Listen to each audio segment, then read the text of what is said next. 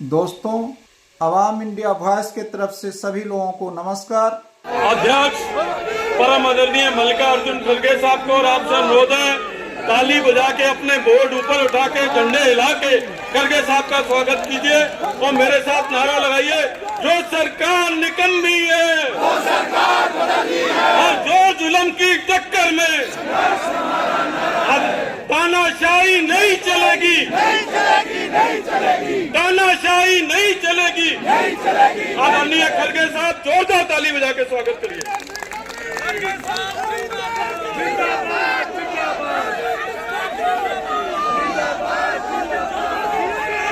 मंच पर थोड़ा मैं शांति से सुनो, फिर उसके बाद जोर से। झंडा नीचे रखो अंकल, पीछे भी देखने वाला है। मंच पर बैठे हुए नेता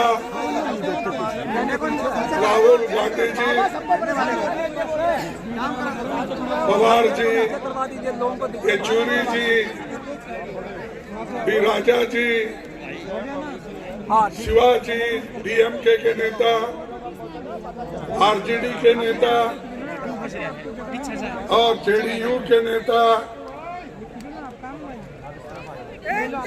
और बहुत से हमारे इंडिया अलायंस पार्टी के जो भी नेता यहाँ बैठे हैं। क्षमा चाहता हूँ, मैं सबका नाम नहीं ले सकता समय के अभाव से। मैं इतना ही कहूंगा कि आज इंडिया अलायंस के सभी नेता यहाँ पर आए, अपनी बात रखे, इसीलिए मैं उनका सबका धन्यवाद करता हूँ। ये इंडिया अलायंस क्यों बना? इंडिया अलायंस इसलिए बना जो मोदी जी, शाह, इन्होंने डेमोक्रेसी को खत्म करने का एक पीड़ा उठाया है। देश के संविधान को खत्म करने का इन्होंने बेड़ा उठाया है। दलितों को, मजदूरों को, किसानों को, महिलाओं को कुचलने का काम इन्होंने किया है और अभी भी कर रहे हैं। इस देश के डेमोक्रेसी को खत्म करने के लिए ही 146 एमपीज को इन्होंने बाहर निकाला। कोई कुछ नहीं बोला। हमारे राम गोपाल यादव जी यहाँ नहीं है, उन्होंने बहुत दूर बैठे थे। ऐसे कई जो 147 एमपीज में दूर दूर बैठे थे, मुंह भी नहीं खोले थे, बोलने का बात उनको समय भी नहीं मिला, लेकिन उसको सस्पेंड किया गया। सस्पेंड करने के बाद हमने बाहर सभी मिलके गांधी स्टैचू के पास सत्याग्रह किया, धरना किया। तब जो हमारे सदन में सरकार के तरफ से ये आता है, मुझे बहुत धक्का लगा कि एक संविधान के उच्च पद पे बैठते हैं ऐसे लोग कहते हैं कि मैं एक फलाना जाति का आदमी हूँ, इसीलिए मुझे इंसल्ट कर रहे हैं। अरे अगर आप देश के संरक्षक करने का अधिकार लिए हैं, संविधान के तहत आप चलने का वायदा किए हैं, तो आप जात पात की बात अंदर करते हो और जात पात पे चलने की बात करते हो। अगर आपकी हालत यही है तो मेरे जैसे दलित की हालत क्या होगी? मैं जब सदन में उठता था बात करने के लिए, आपके तरफ आवाज उठाने के लिए, तो उस वक्त कभी मुझे मौका नहीं मिलता था। जब कभी भी देश में जब महिलाओं के ऊपर रेप होती है, जब कभी दलितों के ऊपर, दलितों को कुचला जाता है, किसानों को मारा जाता है, मजदूरों को मारा जाता है और संविधान के धज्जे उड़ाए जाते हैं। उस वक्त हम खड़ा होके जब नोटिस देते हैं, नोटिस पढ़ने को भी हमको परमिशन नहीं दिए। तो मैं ये क्या कहूं कि ये बीजेपी के लोग, बीजेपी की सरकार एक दलित को बोलने नहीं देगा, ऐसा मैं कहूं? अरे ये तुम संविधान के पद पे बैठे हो और तुम रोते हो। अरे संविधान चलाओ, संविधान के तहत, डेमोक्रेसी के तहत सबको बात करने का हक है और वो आजादी आप छीन नहीं ले सकते। वो आजादी हमको मिली है जवाहरलाल नेहरू से, वो आजादी हमको मिली है महात्मा गांधी से, वो आजादी हमको मिली है डॉक्टर अंबेडकर से।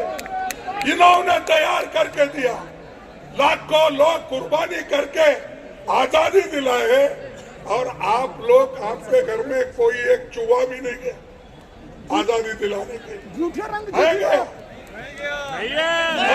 वो हमको कहते हैं देश को ये बर्बाद कर रहे अपोजिशन के लोग, देश को ये लोग यहाँ पर डेमोक्रेसी नहीं चलने देते, ये कहते हैं। सबको बाहर निकाले, सभी एमएलए को, सभी एमपीज को आपने बाहर निकाला और सभी कानून अनअपोज्ड आपने पास कर लिया। 3 क्रिमिनल कानून ऐसे हैं, आगे आने वाले दिन में वो सारे सिटीजन्स को सताएंगे। अच्छे कानून को हम स्वागत करते हैं, किसानों के लिए भी ऐसा ही किया, मजदूरों के लिए भी ऐसे ही कानून लाए। तो इसलिए भाइयों हमको लड़ना है और ज्यादा से ज्यादा एक होकर हमको लड़ना है। तो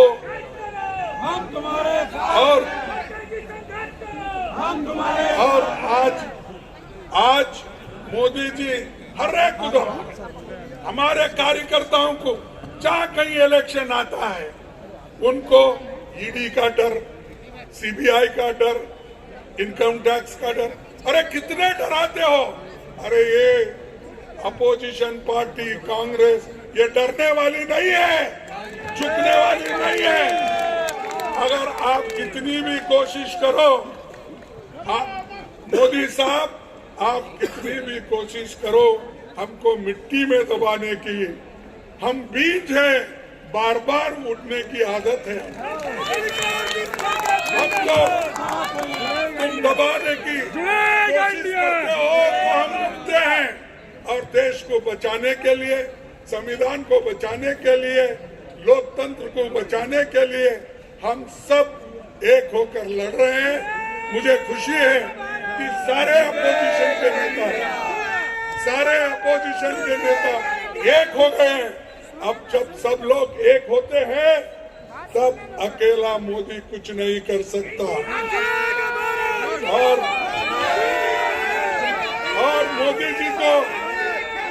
मोदी जी को इतना घमंड आया है, इलेक्शन से पहले ही कहते हैं कि 400 सीट जीतेंगे। तो क्या मतलब भाई, 400 सीट जीतने का क्या है तुम्हारे पास? इतने पॉपुलर तो नहीं है, क्योंकि मैं देखा हूं जब कर्नाटक में आए हर जगह फिरे, गली गली फिरे, हार के आए। तेलंगाना में गली गली फिरे, हार के आए। हिमाचल में गली गली फिरे, हार के आए।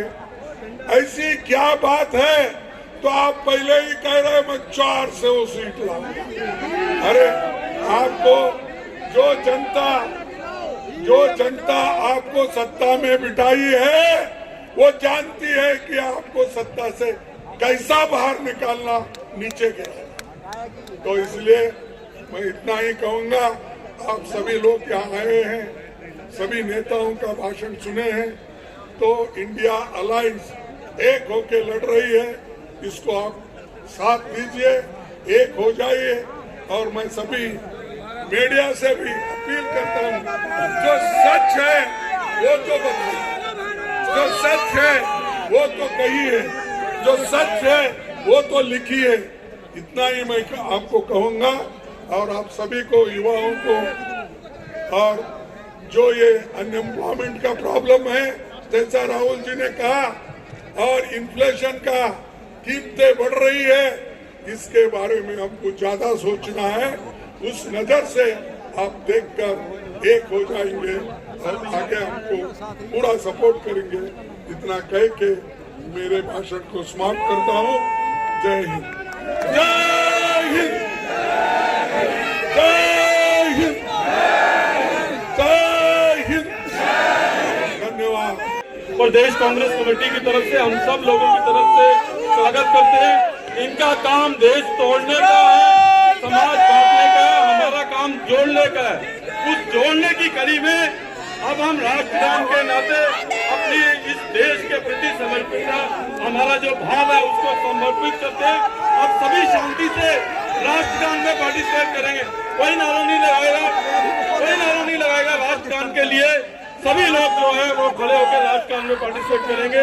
शांति के साथ सब अपनी अपनी जगह खड़े होइए और हम राष्ट्रगान शुरू करेंगे। सभाकक्ष सावधान।